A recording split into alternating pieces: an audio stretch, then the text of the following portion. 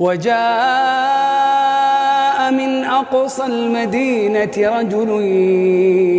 يسعى قال يا قوم اتبعوا المرسلين اتبعوا من لا يسألكم أجرا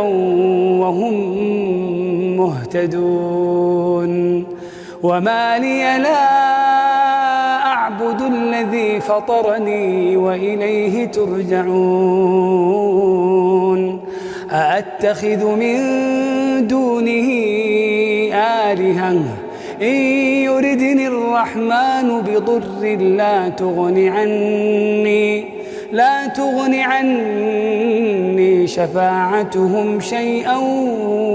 ولا ينقذون إني إذا لفي ضلال